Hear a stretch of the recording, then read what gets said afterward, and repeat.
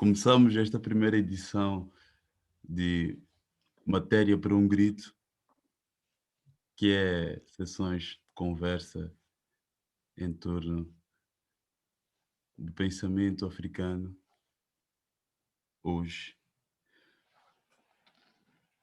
na contemporaneidade.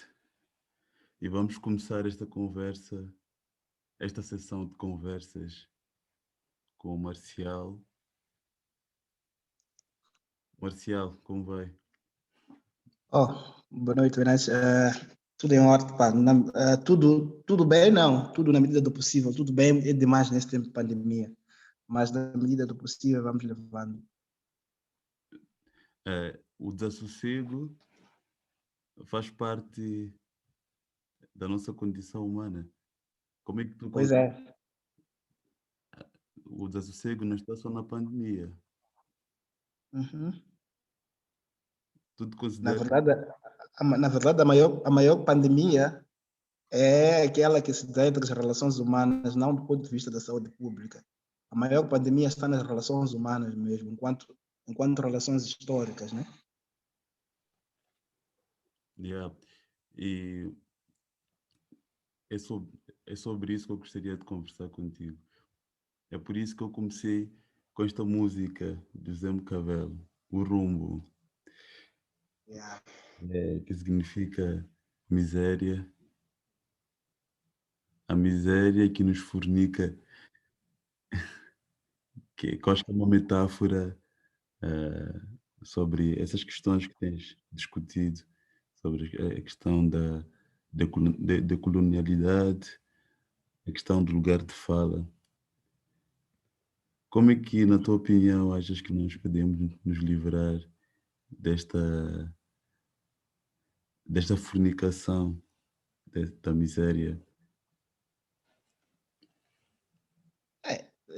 Eu penso que não existe uma fórmula única de se livrar dessa fornicação, até porque por causa das relações que as pessoas vão criando e vão criando mecanismos de se manter nesses sistemas, é impossível você ter uma fórmula que seja eficaz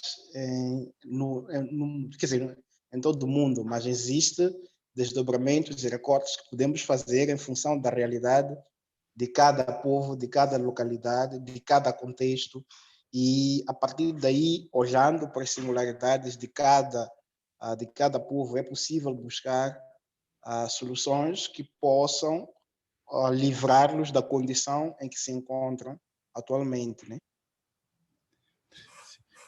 Nesta música, José Macavelo fala sobre essa perpetualização da exploração de África e dos africanos,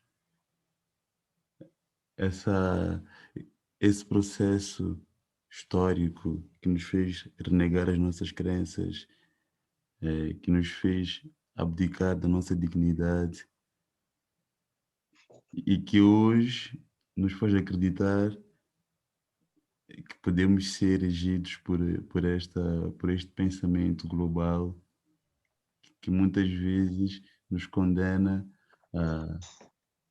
a práticas e análises baseadas no nicho deste mundo que é vasto.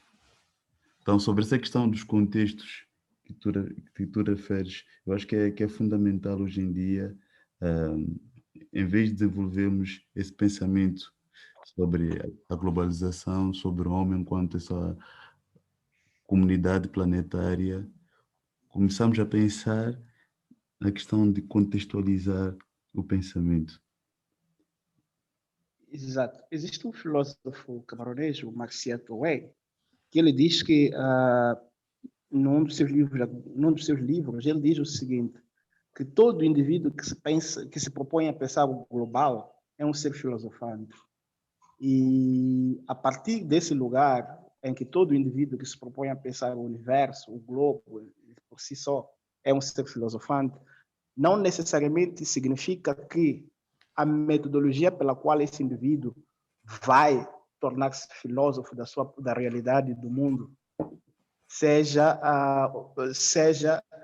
uma reprodução de uma outra, parte necessariamente de uma perspectiva muito diferente daquilo que são as formas de pensar o mundo em função dos seus contextos.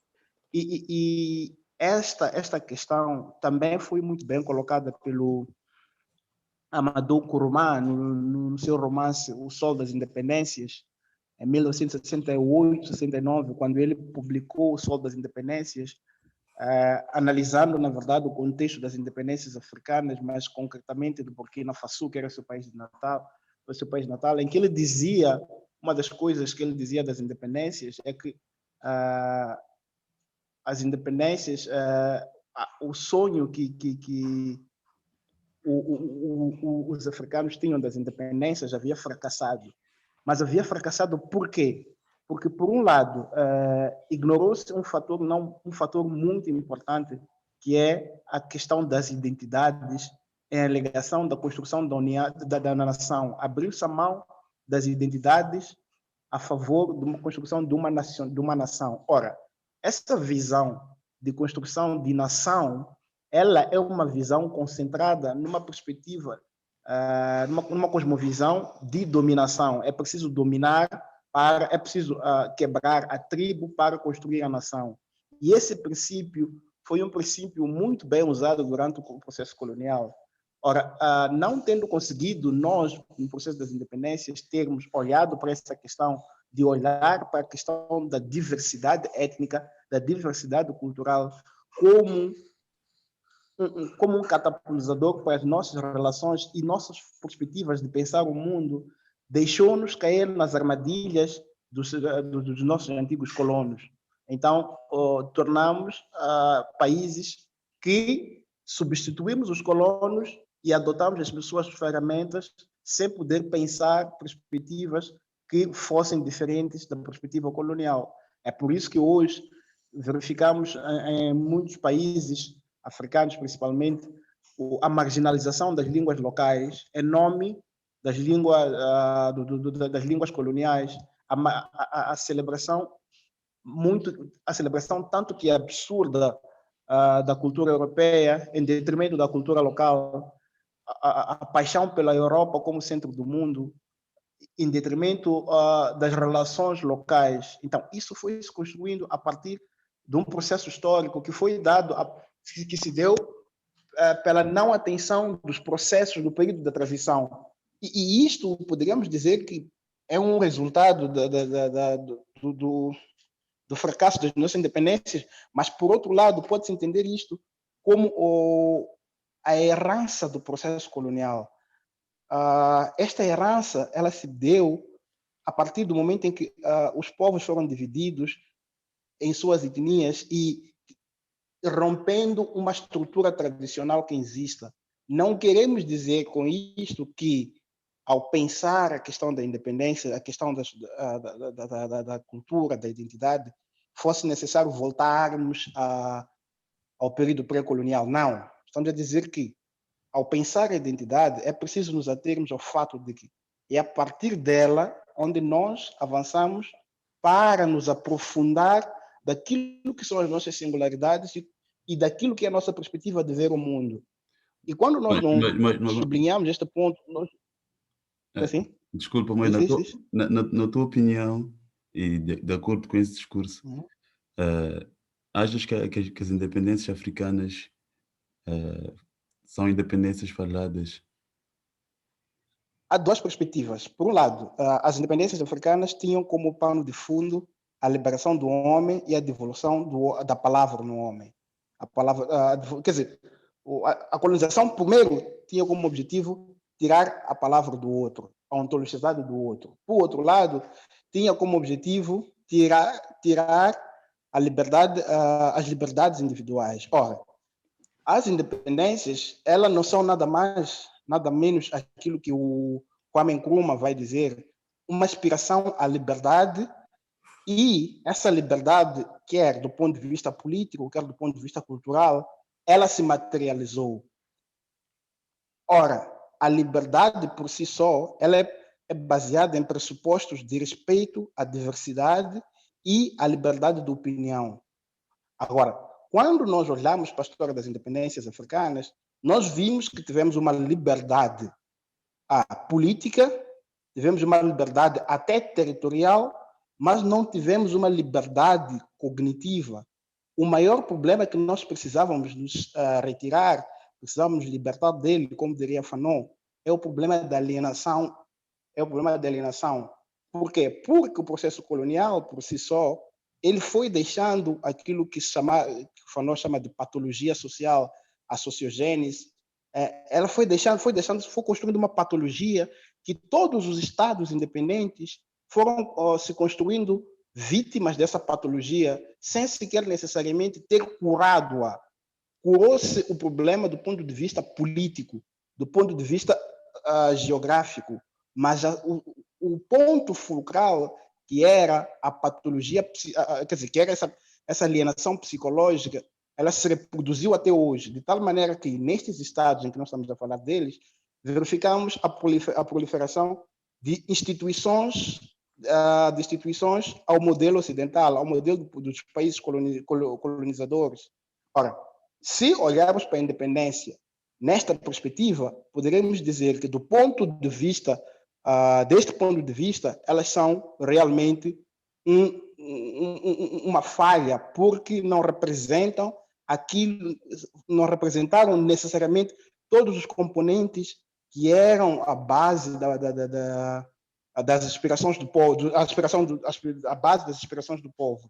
Mas, por outro lado, se olharmos sob o ponto de vista de ditar também os seus destinos, como é olhado isso do ponto de vista político, se olharmos para as independências do ponto de vista de ditar os seus destinos, poderíamos dizer que, por um lado, as independências, elas foi possível alcançar essa liberdade, embora não necessariamente tenha se alcançado o direito de ditar completamente o rumo dos nossos destinos, porque ainda continuamos atrelados às colônias.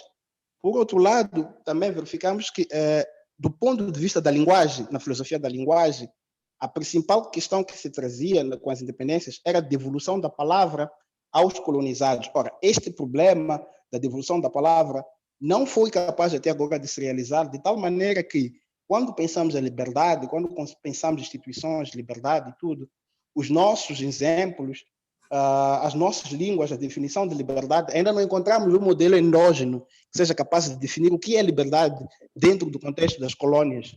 Então, aqui nós temos aqui um problema, que é este.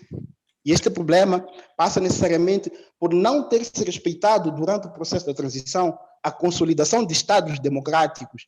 E esses estados democráticos não necessariamente significam estados democráticos ocidentais. Significa estados democráticos que respeitem os modelos culturais endógenos e que respeitem a forma de construção social endógena. É disso que estamos a falar. Isso é uma grande provocação e eu acho que é um discurso fundamental, principalmente hoje, em que estamos diante de uma África que perdeu as grandes vozes progressistas nesse sentido. Me lembraste agora o discurso de Tomás Sankara, o presidente da Burkina Faso, que foi dos últimos líderes africanos que tinha essa perspectiva de olhar para a África, de olhar para o contexto e de procurar essa linguagem, essa tradução autóctone do conceito de liberdade. E como podemos ver com esses exemplos todos, houve sempre essa perseguição, esse silenciamento, essa destruição de pensamentos que iam contra esse lugar subalterno no qual fomos colocados. E hoje vemos isso, os líderes que se voltam contra essa instituição imperialista que comanda o mundo, mas hoje, com outros disfarces, acabam banidos. Há agora um conceito de cancelamento, não sei se tu já ouviste falar. Já- É, Então, agora há um cancelamento de celebridades no mundo do showbiz, mas há séculos que há um cancelamento do pensamento contrário ao fascismo, ao imperialismo. E nós somos vítimas disso. É por isso que discursos como os que tu defendes, como os que eu defendo, dificilmente conseguem florescer no nosso contexto. Por isso, sim, sim, diz. tem um texto muito interessante que tem uma passagem do texto que o Fanon, eu sempre que necessário para discutir algumas coisas, sempre volto ao Fanon, justamente porque ele foi capaz de fazer um estudo e perceber os impactos, talvez seja ele quem estudou muito bem a questão dos impactos da violência sobre o povo colonizado. E eu volto a ele justamente por causa dessa questão da provocação que tu colocas do projeto de cancelamento, e que ele é um projeto muito anterior ao que nós temos vindo a assistir hoje. Mas o que acontece? Por que eu volto ao Fanon? No texto em que ele escreve, no seu leito de morte, Os Condenados da Terra, ele vai dizer que a infraestrutura é igualmente a superestrutura. Ou seja, o indivíduo é rico porque é branco e é branco porque é rico. Esta superestrutura, ela se dá de forma que, ao se perceber que existe alguma ascendência que está fora daquilo que é o padrão da super infraestrutura, há uma inversão de papéis. O indivíduo só pode se tornar rico nesta perspectiva. Por quê? Porque ainda que tu tenhas $1 milhão, tenha 50 milhões de dólares na tua conta, para que sejas validado, tu, no meio no meio social, tu precisas te apresentar como quem sabe qual é um bom vinho por tomar, qual é uma boa marca de vinho, qual é uma boa marca de sapato, qual é a melhor marca de fato. E isto tudo é o capital cultural. O capital cultural é que valida qualquer capital. Ora, se você tem um domínio do capital cultural, você consegue silenciar qualquer um. Qualquer um que você consegue, porque você tem um valor do mercado das coisas. A partir do momento em que você tem a capacidade de atribuir a um quadro, vamos lá, um quadro de pintura, qualquer que seja, não vou citar nomes, senão vão dizer que estou a atacar alguns pintores e que não é o caso. Mas olhando para qualquer quadro de pintura, ainda que o artista saiba o valor da sua obra, essa obra só vai ter valor agregado quando validada por um conjunto de instituições de capital cultural que pretendem te validar no seu meio. Ora, quantos artistas nós conhecemos que produziram várias obras, mas porque naquela época não lhes interessava ser validado no meio do capital cultural, nesta superestrutura de poder, foram descredibilizados a tal ponto que suas obras tornaram-se marginais. Então, tu sentes que hoje o pensamento africano ainda à mercê ainda está à mercê desta validação ocidental. Sem dúvidas. Vamos para uma coisa simples quanto essa. Nós temos a capacidade de validar as nossas obras no meio reduzido, no meio comunitário, no meio, quer dizer, num campo de alcance muito reduzido. Mas o que acontece? É que tu tens, por um lado, políticos, como eu costumo chamar, as bombas retardadas do capitalismo, do colonialismo, que assaltaram o poder e que não entendem qual é a importância da arte. Por outro lado, tu tens uma comunidade que está sendo educada a perceber que uma arte só é boa quando os discursos ocidentais a validam, já não se olha o Mapico porque é Mapico, é porque alguém Mas disse que é Mapico. há aqui uma questão que é a validação só pode ser tida pelos nossos, pelos pares. Então, imagina, a validação do pensamento africano A depende dos validação. pares. E quais são os seus pares? Os pares desses lugares periféricos nunca serão a metrópole.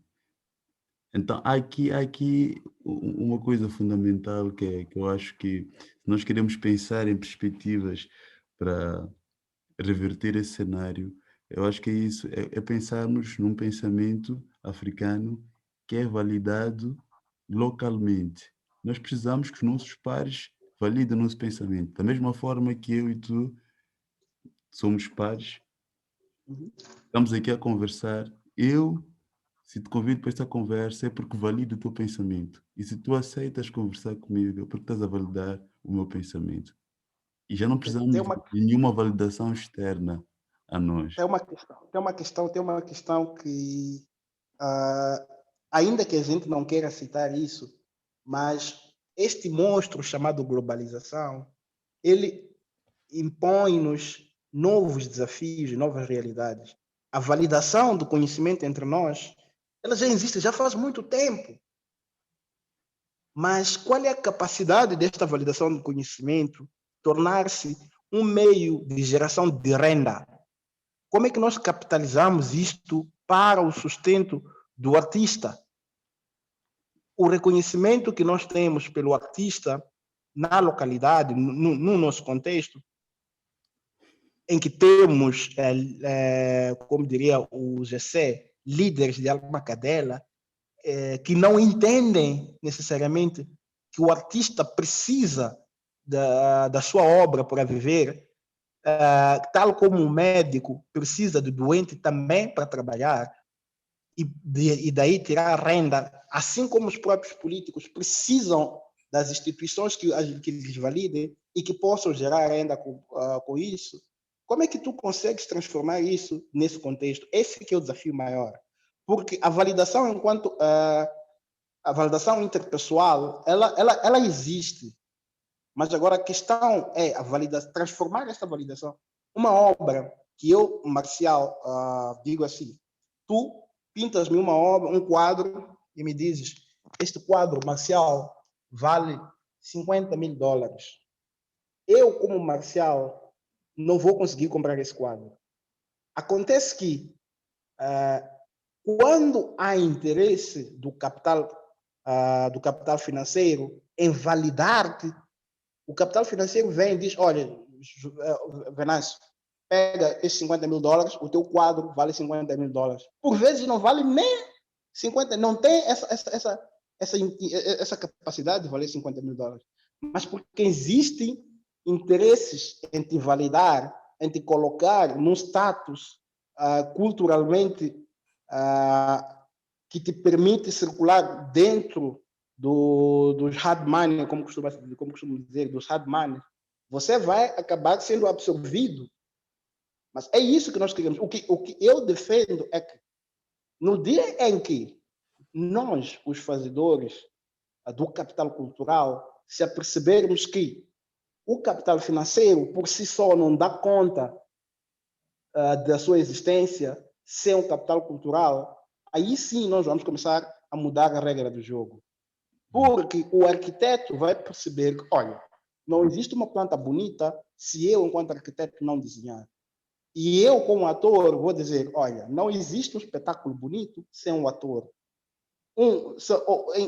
Cada um vai dando o seu valor. E o capital cultural, o capital financeiro, ele precisa se reproduzir. E para se reproduzir, ele precisa de nós como dispositivos para a sua multiplicação. E aí é que está o ponto. A valorização do capital cultural. O pedreiro, no dia que perceber que, olha, não existe uma obra sem o pedreiro, sem a mão dele, e dissermos, olha, stop. Uhum.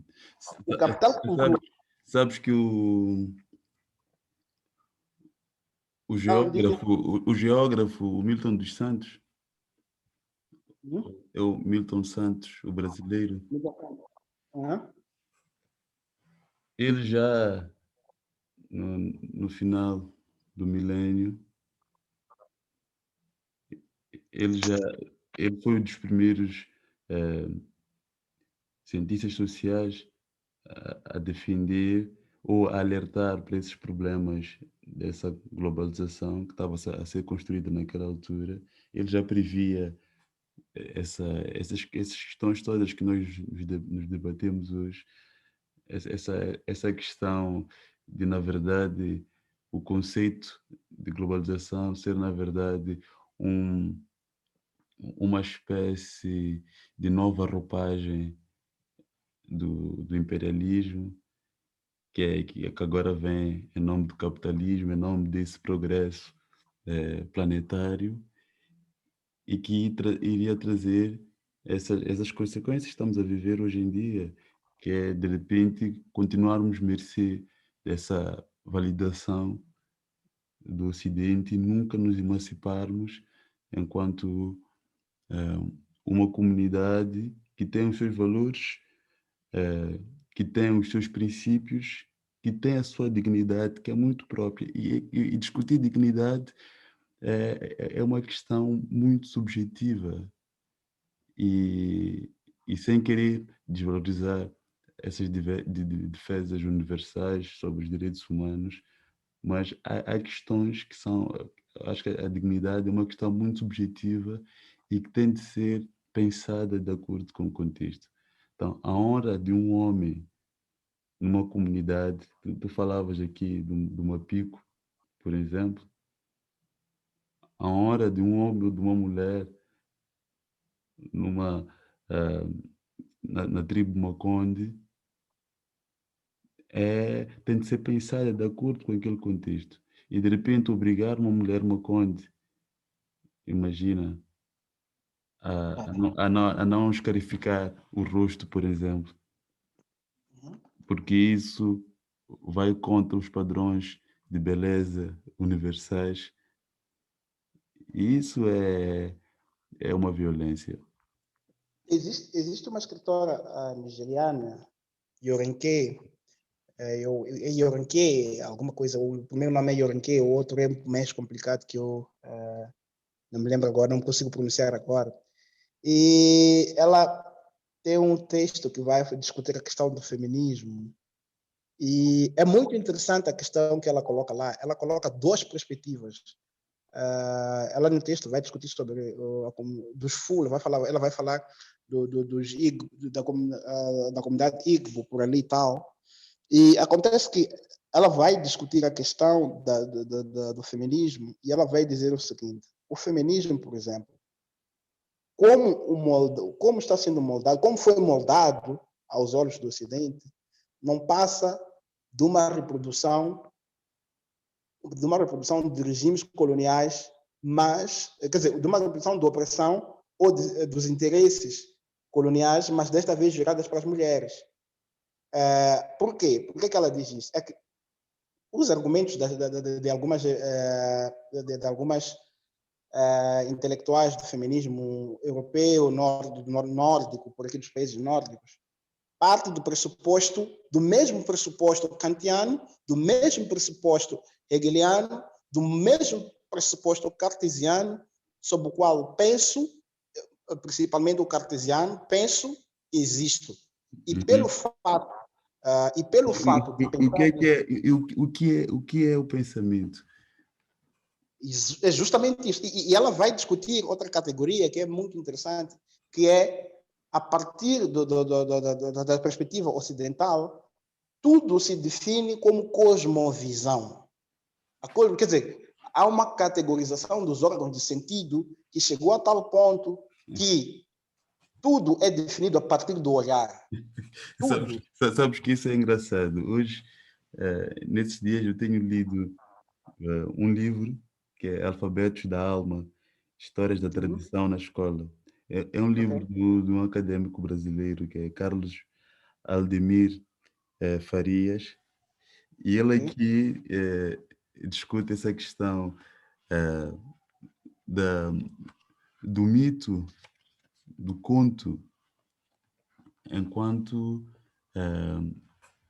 um lugar que deve ser recuperado contra esse positivismo acadêmico ocidental que, que em detrimento do racional, do pensamento lógico, marginaliza e desqualifica todo conhecimento que pode ser gerado a partir dos mitos e dos contos, em Exatamente. suma, da tradição oral. Então, há, há um movimento que há séculos tem assaltado a academia e tem imposto uma visão única do mundo, essa cosmovisão, que é de repente o pensamento, então, todo conhecimento empírico que essas comunidades indígenas, africanas, aborígenas, americanas, que foram construindo ao longo dos tempos, não vale de nada porque não pode ser comprovado no laboratório. Então, essa é irrisório, né?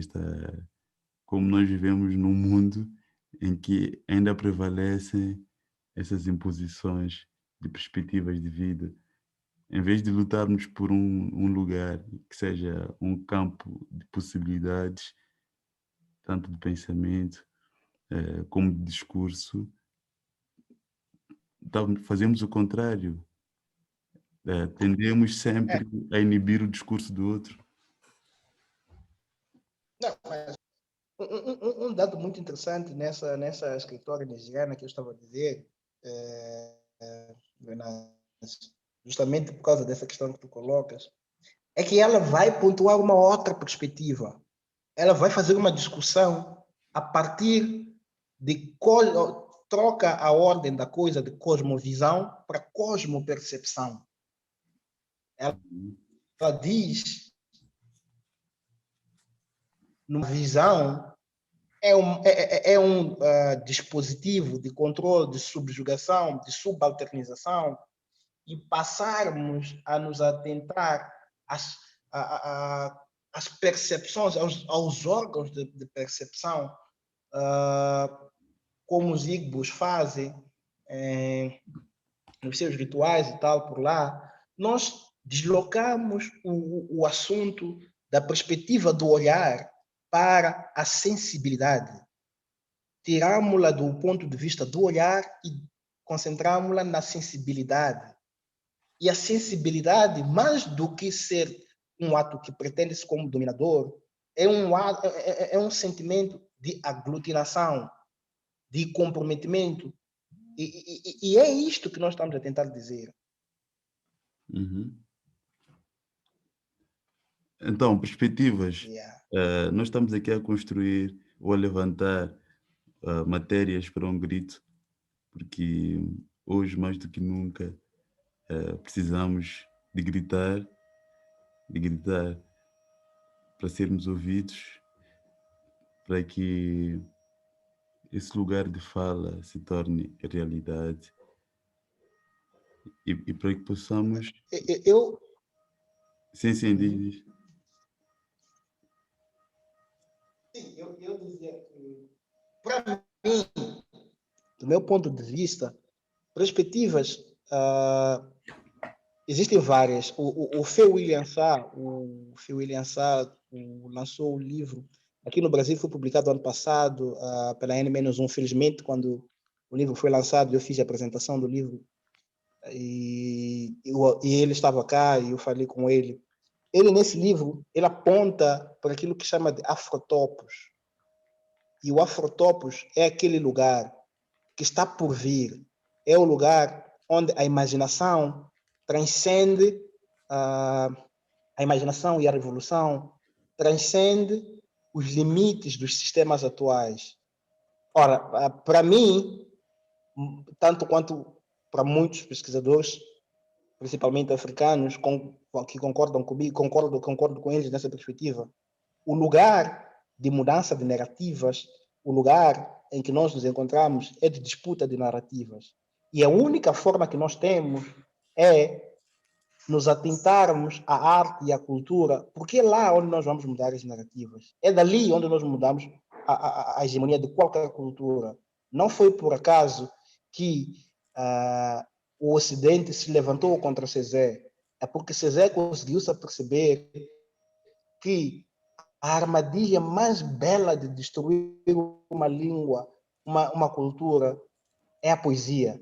E se nós nos lembrarmos em que lugar quer dizer, qual é a realização mais elevada da língua?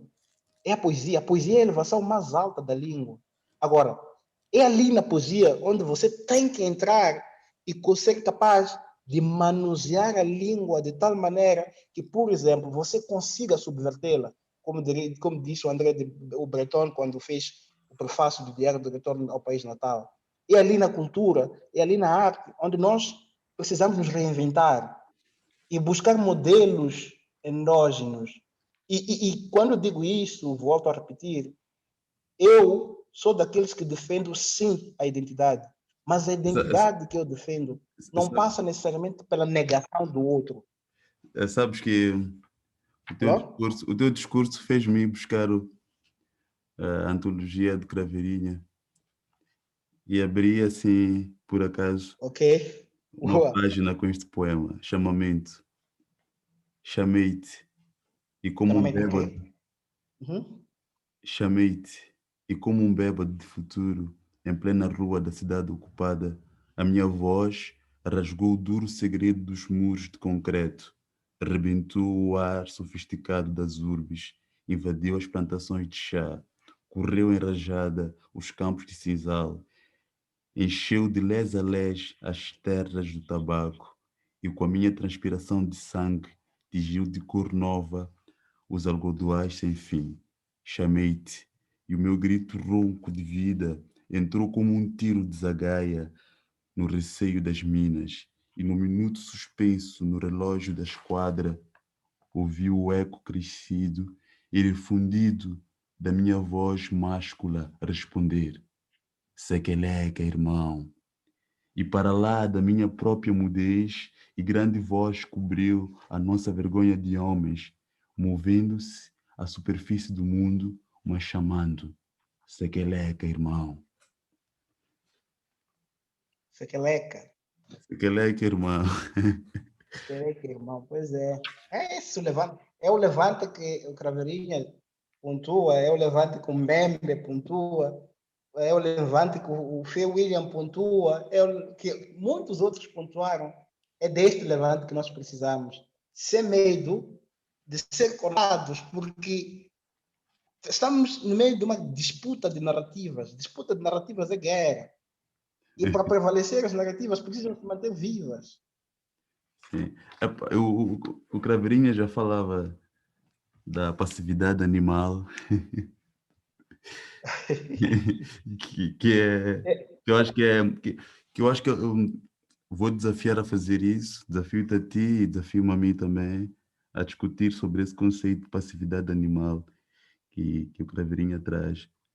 E nós podemos ver que nessa altura nós estamos a falar de um poema que é depois da Revolução e sabemos que Craveirinha foi militante, um dos grandes militantes da Revolução. E, acima de tudo, foi um dos nossos primeiros nacionalistas.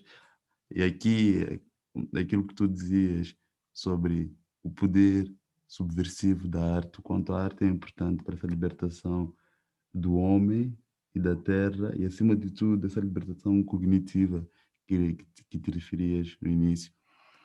Então, Craveirinha começa a fazer uma poesia de intervenção social, tendo em conta o novo contexto que Moçambique estava a viver. E ele vai denunciar essa, esse embustecimento do povo perante a, perante essa realidade, essa realidade hostil. Então, como é que nós nos calamos perante a barbárie? Há, É, há um texto que diz que o silêncio também é uma arma, mas resta saber que essa arma é contra quem? Calar-se pode ser uma arma a favor do opressor ou do oprimido. Ora, a nossa missão é descobrir. muitas vezes é a favor do opressor. E neste contexto, Sim, sim. é por isso que desafio e a mim também a pensarmos sobre este conceito de passividade animal, porque hoje quando vemos o que está a acontecer em Moçambique, por exemplo, a todos os níveis, a nível político, social, assistimos a essa passividade animal, a essa É, e essa passividade animal que não é só do povo, por parte do povo, mas também por parte dos nossos intelectuais. pois é. Mas é aquilo que acontece no Camarões. Nós temos assistido a um pacto quase que nojento da classe intelectual com as elites políticas ou com as elites coloniais. E por que isso acontece?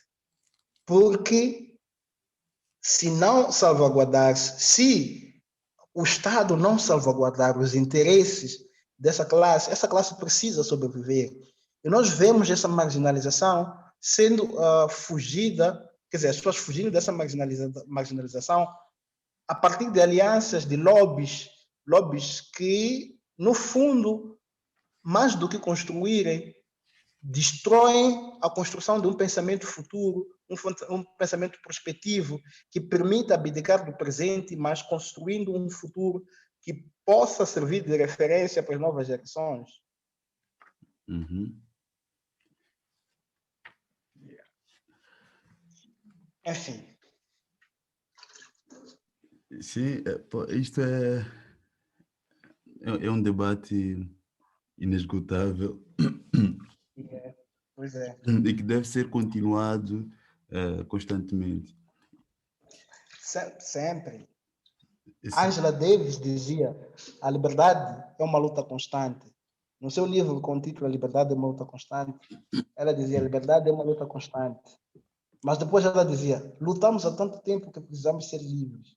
Por que é que nós somos livres? Yeah. Olha, o livro que eu lancei o ano passado e que foi o espetáculo que eu estreiei aqui, começa com, com, com uma frase que diz o seguinte: há muito, muito tempo as pedras não falavam. Passou tanto tempo e as pedras ainda não falam. E a história acaba aqui. Por que a história acaba aqui?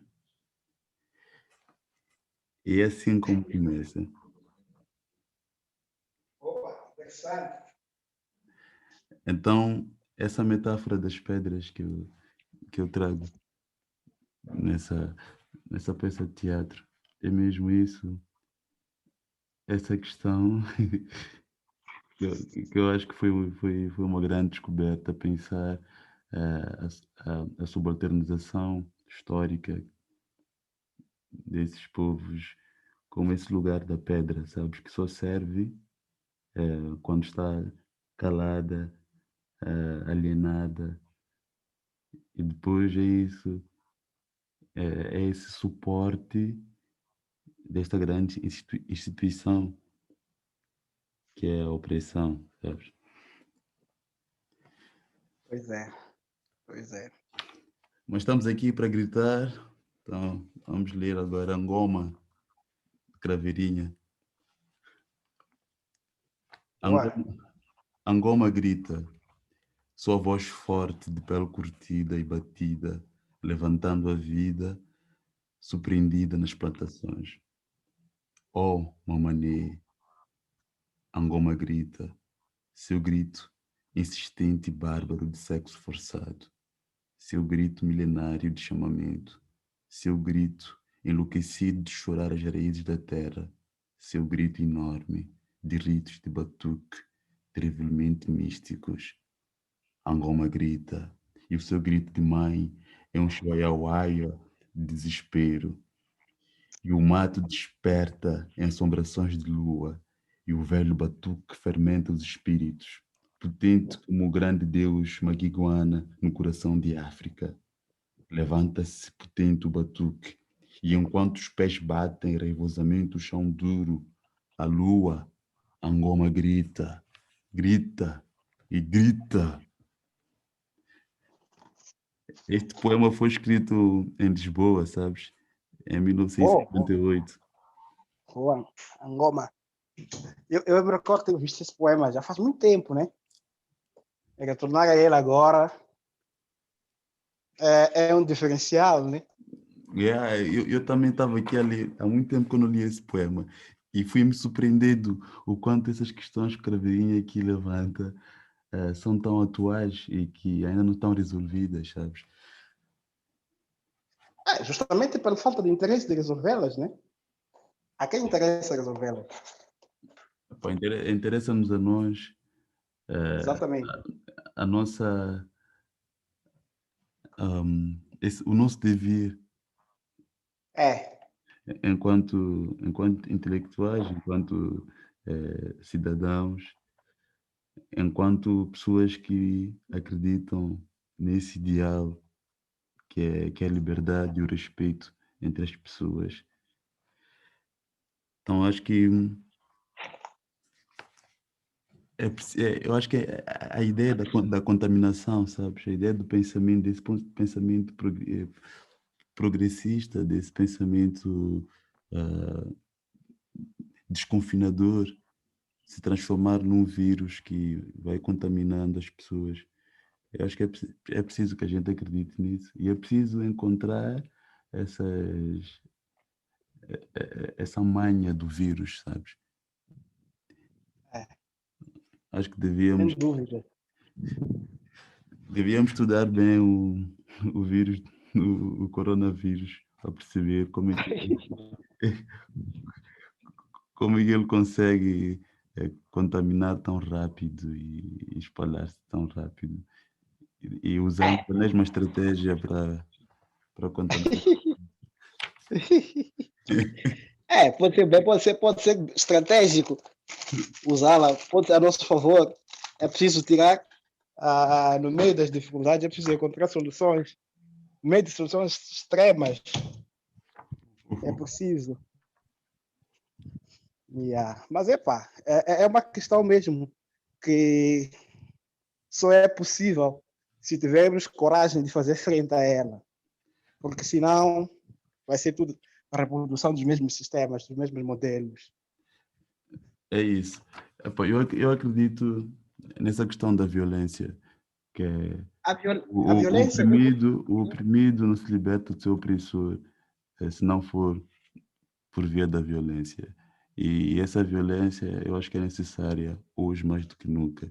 E falo de uma violência de discurso, de posicionamento, porque só assim vamos reivindicar a nossa existência. Enquanto tu não gritares, eles não vão estar a perceber que tu estás vivo, que estão a pisar-te. É aquela questão do piso, né? Alguém está a pisar. E se tu não gritas, a pessoa nem se apercebe que você está a pisar, não é?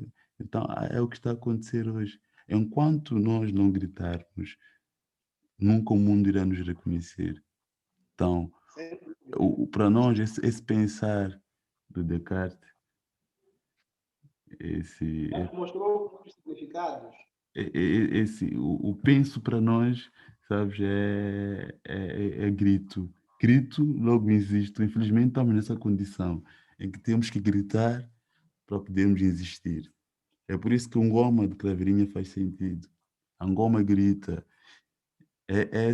O batuque, na verdade, é esse grito por esse regresso, essa revalorização da cultura africana.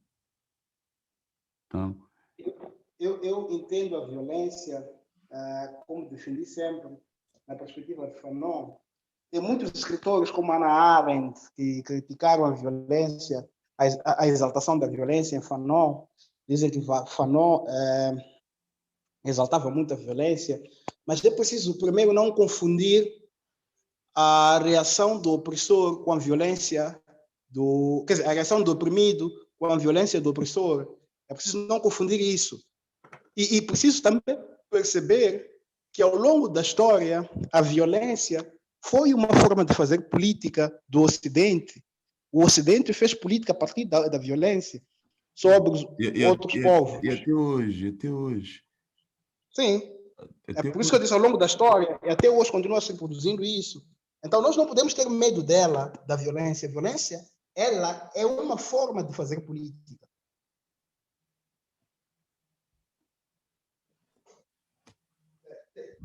Então, quando a gente pensa a violência, é preciso pensá-la nesse sentido, no meu ponto de vista, e não deixá-la para trás. É isso. E este grito, esta conversa informal, na verdade, é essa violência necessária que nós vamos continuar a fazê-la, porque não se deve continuar a resistir e continuar com esse legado que nos ficou dos nossos ancestrais, que é recuperar nossa dignidade. Olha, Marcelo, muito obrigado. Não sei o que queres dizer. Nós nem fizemos apresentações. Se quiseres te apresentar, eu depois... Eu geralmente não gosto muito dessa parte das apresentações, sempre fujo, porque acho que elas são um denominador que muitas das vezes distancia as pessoas muito mais do que às vezes é só dizer teu nome e basta. Ok. Já como bem estamos aqui sempre a dizer, meu nome é Marcial, e para encerrar, talvez eu possa ler aqui uma passagem do texto de César, a poesia de César, quando ele diz o seguinte: no fim da madrugada, essa cidade achatada, exposta, insensata, inerte, sem fôlego, sob o seu fardo geométrico de cruzes, recomendo-a eternamente. Indócil a sua morte, muda a contrariedade de todas as maneiras. Incapaz de crescer segundo a seiva dessa terra, tolhida, ruída, reduzida à ruptura, na fauna da flora, no fim da madrugada, os vulcões explodirão.